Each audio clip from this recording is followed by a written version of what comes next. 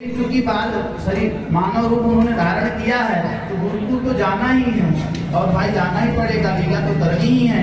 भगवान गए और वे गुरुकुल शिक्षा लेने के लिए नहीं गए थे, वे गुरुकुल अपने गुरु संदीपनी ऋषि का उद्धार करने गए हैं। आगे ये कथा सुनिए। केवल 64 दिन रात में ही संयमी शिरोमणि दोनों भाइयों ने 64 कलाओं का ज्ञान प्राप्त कर लिया। इस प्रकार अध्ययन समाप्त होने पर उन्होंने संदीपनी मुनि से प्रार्थना की।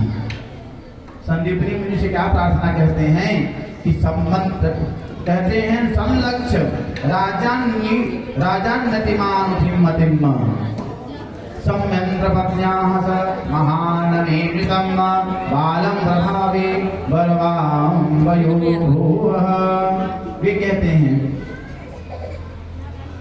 संदीपनी मुनि से शिक्षा प्राप्त करने के बाद गुरु जी से विनय करते हैं, प्रभु आपको गुरु दक्षिणा के स्वरूप कुछ चाहिए तो आप हमसे ले सकते हैं। हम गुरु दक्षिणा देना चाहते हैं, गुरु दीक्षा लेना, गुरु दक्षिणा हम देना चाहते हैं। देखिए जब तक गुरु दक्षिणा नहीं देता है शिष्य तब तक उसका भी कल्याण नहीं होता। और संदीपनी मुनि ज्ञानी थे, वे सोचे आपके जैसे परमात्मा मेरे आश्रम में आए और मैंने आपको शिक्षा दी, मेरे लिए यही सबसे बड़ी गुरु दक्षिणा है। फिर भी आप अपने गुरु माता से पूछ लो। तो गुरु माता ने क्या कहा, मेरा पुत्र समुद्र में डूब गया है, उसे आप जीवित कर दो। मैंने आपके बारे में सुना है जब यमुना का विषैला जल गोप लोग पी गए थे तब आपने उन्हें जीवित कर दिया था। ठीक है, आपकी जो लीलाएं मैंने सुनी है तो मुझे आप ही से उम्मीद है, विश्वास है कि आप मेरे बेटे को ला सकते हो। इस प्रकार समुद्र के पास भगवान ने समुद्र से याचना करते हैं कि भाई मेरे गुरु के पुत्र को दो। उसने कहा हमारे पास नहीं है, हमारे समुद्र में एक पांचजन्य नाम का राक्षस रहता है, वही गुरु के बालक को उसी ने हरण किया है। इस प्रकार भगवान कृष्ण जी अपने गुरु के पुत्र को लाकर संदीपनी मुनि को पुत्र के रूप में गुरु दक्षिणा दी। बोले कृष्ण कन्हैया लाल की जय।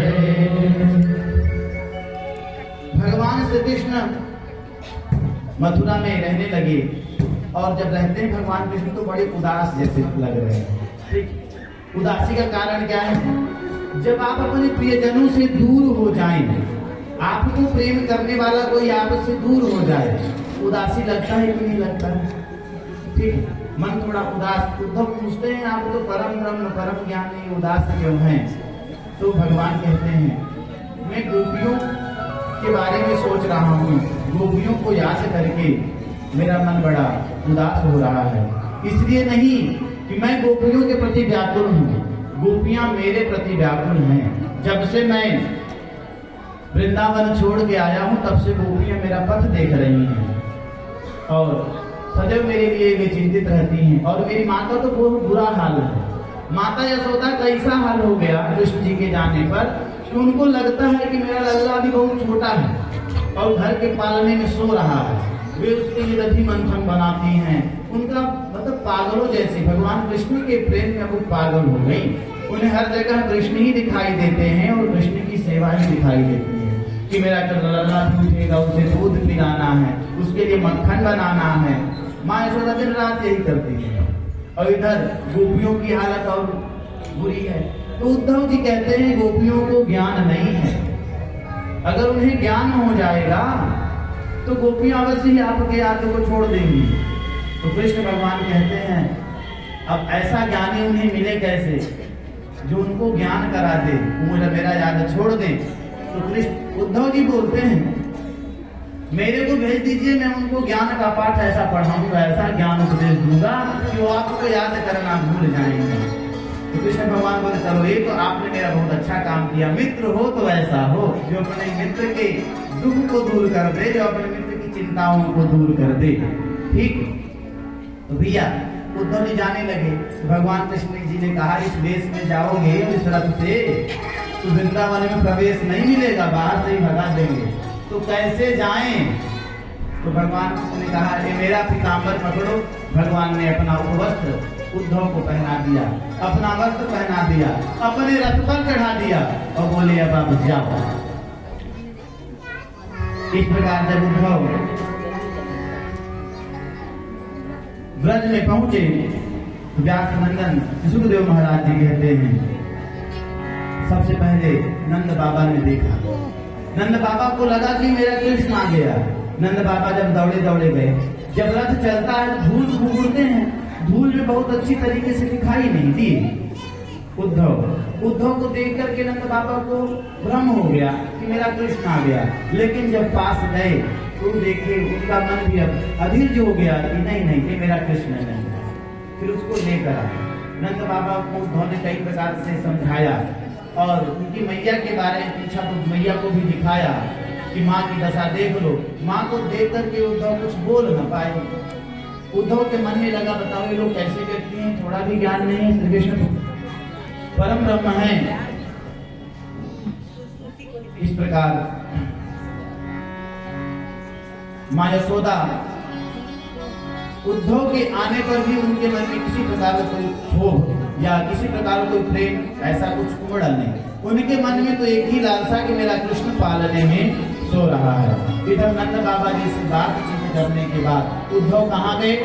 गोपियों के पास गए कि जब गोपियां उद्धव को आते हुए देखती हैं तो सब सखियां एकत्रित हो जाती हैं। सभी सखियां एक जगह बैठ जाती हैं कि कृष्ण जी आए हैं, कृष्ण का संदेश आया है। तो एक गोपी कहती है, अरे मैं तो देखी वो कृष्ण जी का ही रथ था, लेकिन नंद बाबा जब पास पहुंचे तो कृष्ण का रथ तो है लेकिन उसमें कृष्ण नहीं है।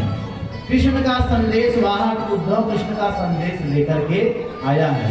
तो एक गोपी कहती है, अरे सखी क्या हमारे लिए भी कोई संदेश आया है? तो दूसरी सखी ने कहा, चुप, हमारे लिए संदेश आता तो उद्धव हमारे पास ना आते। हम लोगों को कन्हैया भूल गए, उनको जरूर ही वो कुब्जा जो है, कुब्जा जैसी सुंदरी, उसके प्रेम में पड़कर वे हम लोगों को भूल गए भगवान कृष्ण। सुखदेव जी कहते हैं कि हे परीक्षित, तम वीक्ष्य कृष्णानुचरं व्रजस्प्रियः प्रलम्ब बाहुं नवकन्यलोचनं पीताम्बरं पुष्करमालिनं मुखारविन्दं मणिवेष्टकुण्डलम्।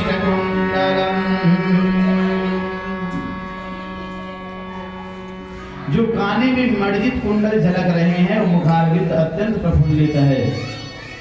ऐसे हमारे भगवान श्री कृष्ण जी का स्वरूप हो सकता है, लेकिन ये कृष्ण नहीं है। कृष्ण जैसी वेशभूषा धारण करके आया है, ये हमें छलने आया है। ये कृष्ण बड़ा ही छलिया है, बड़ा ही छलिया है।